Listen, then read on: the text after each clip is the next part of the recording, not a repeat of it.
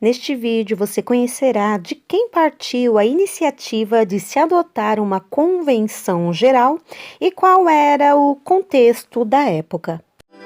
Para quem não me conhece, eu sou a Silvana do canal Diário Pentecostal, especialista em História e Teologia do Protestantismo no Brasil.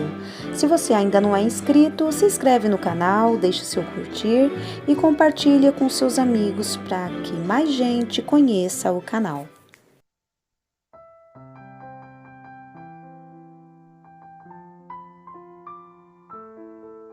Daniel Berg e Gunnar Wingren chegaram ao Brasil de forma autônoma e fundaram a Assembleia de Deus. Posteriormente, a Igreja Filadélfia de Estocolmo enviava missionários suecos ao Brasil conforme a necessidade. Tudo parecia bem, até o interesse dos pastores brasileiros não se fixar apenas em ganhar almas e passar então a reivindicar lugar de liderança administrativa junto aos missionários suecos.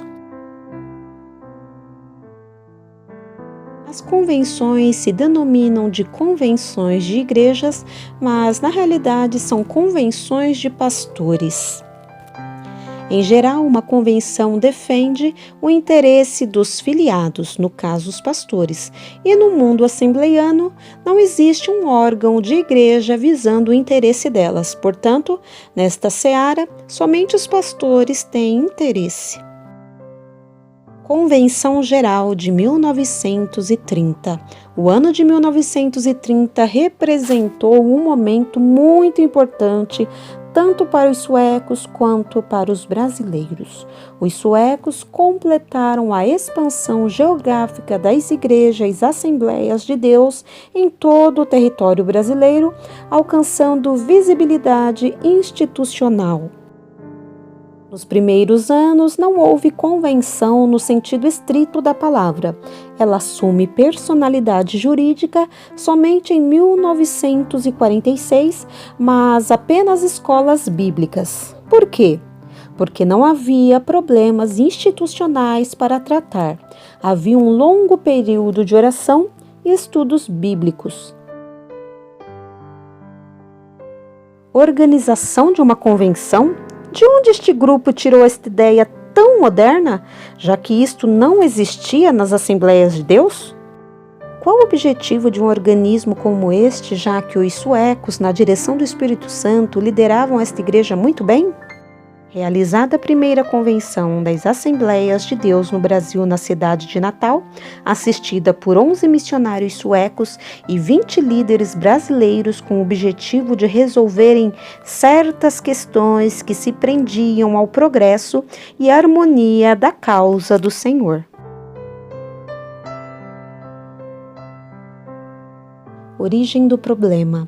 Desde 1921, os pastores brasileiros sentiam falta de uma participação mais direta nos assuntos internos junto aos missionários suecos. Após 18 anos de submissão, quebraram o silêncio e resolveram reivindicar todo o trabalho prestado. Eles não buscavam remunerações salariais, mas queriam muito mais, isto é, aquilo que lhes parecia justo.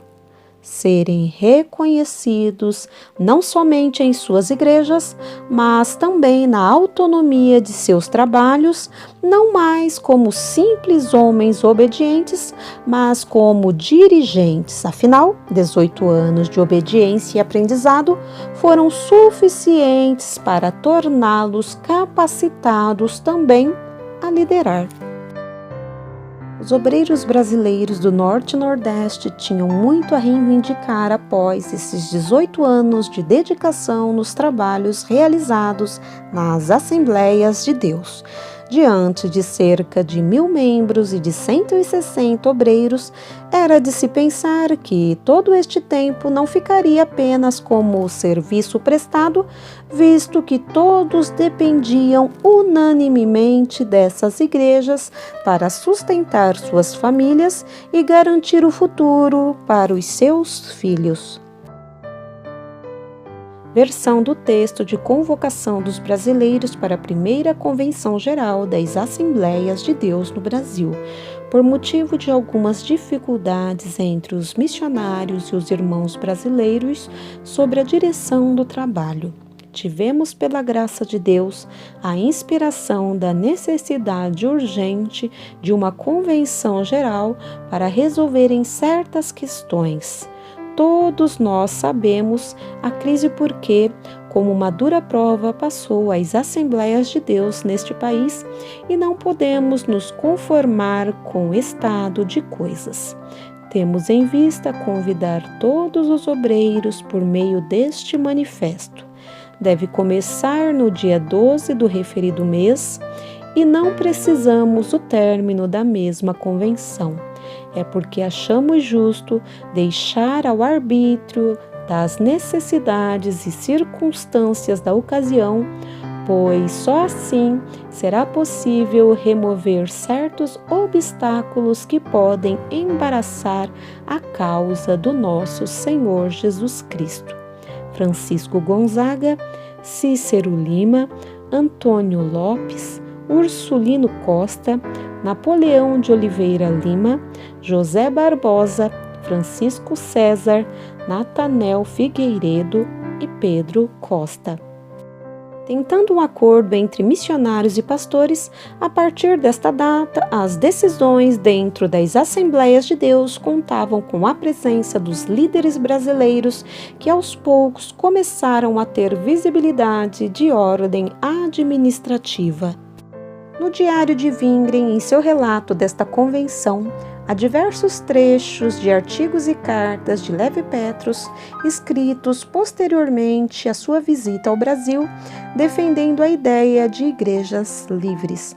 Originalmente, portanto, os suecos eram congregacionais, mas os líderes brasileiros não. Durante os últimos anos, temos sido enganados aqui na Suécia com a notícia de que os missionários e a missão no Brasil estavam organizados numa denominação bastante forte. Quem nos disse isso mencionou que a sede da organização estava no Pará e que no princípio consistia somente em 3 missionários, mas que depois se estendeu dominando a obra em todo o país. Os missionários estão, quando se trata de assunto de organização, inteiramente no mesmo ponto de vista que as igrejas livres da Suécia. No próximo vídeo você conhecerá o modelo de administração de igreja que os suecos defendiam, o parecer de Ivar Wingren, filho mais velho de Gunnar Wingren, sobre o problema que estava ocorrendo e muito mais. Até lá!